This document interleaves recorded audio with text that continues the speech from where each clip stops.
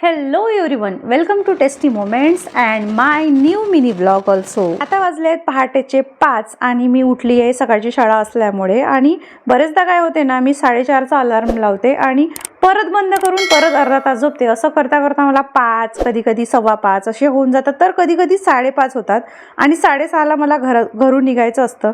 उठल्या उठल्या माझं सगळ्यात पहिले काम म्हणजे तोंडावरून पाणी घेणं, फ्रेश होणं आणि बढिया 2 ग्लास पाणी पिणं. आणि सगळ्यात पहिला प्रश्न माझ्या डोक्यामध्ये भेडसा होतं की आज शाळेमध्ये काय घालून जायचं. आणि मग माझी शोधाशोध सुरू होते कपाटामध्ये. आणि आज मी हा ड्रेस काढलेला आहे घालण्यासाठी. त्यांचे जर 2 महत्त्वाचे प्रश्न असतील ते म्हणजे आज काय घालायचं आणि आज भाजीमध्ये काय बनवायचं. हे 2 प्रश्न सुटले ना तर सगळे प्रॉब्लेम सॉल्व्ह होतील.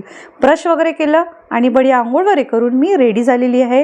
कमेंट करून सांगा माझी तयारी कशी झालेली आहे.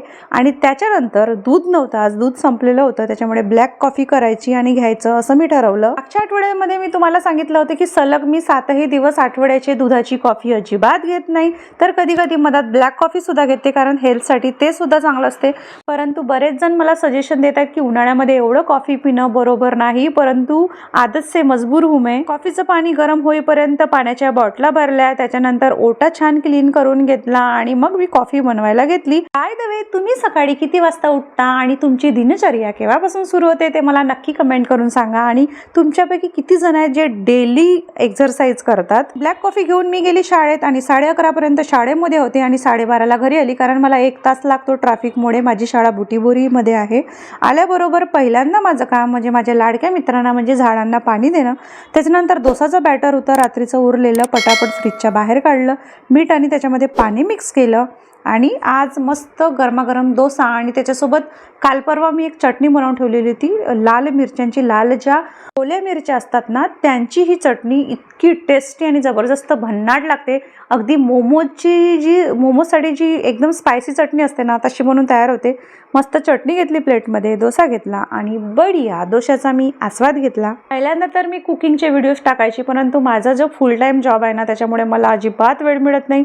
नंतर मी ठरवलं की व्हिडिओ मी 15-15 1-1 महिना व्हिडिओज टाकत नाही, तर अशाने तर माझं जे चॅनल आहे ते डिमोनिटाईज होऊन जाईल. तर त्याच्यामुळे मी ठरवलं की व्लॉगिंगसुद्धा करायची आणि एक का होईना व्हिडिओ टाकायचा. त्याच्यानंतर मस्त डोसा खाऊन मी झोपी गेली आणि 4 वाजता उठली. पहिल्यांदा केसाला ऑइलिंग केलं, कारण केस खूप धुळीने खराब झालेले होते आणि खूप म्हणजे असे रफसुद्धा झालेले होते. आणि त्याच्यानंतर मग मी टरबूज कट केला आणि छान टरबूजचा आस्वाद घेतला आणि एक रीलसुद्धा बनवली.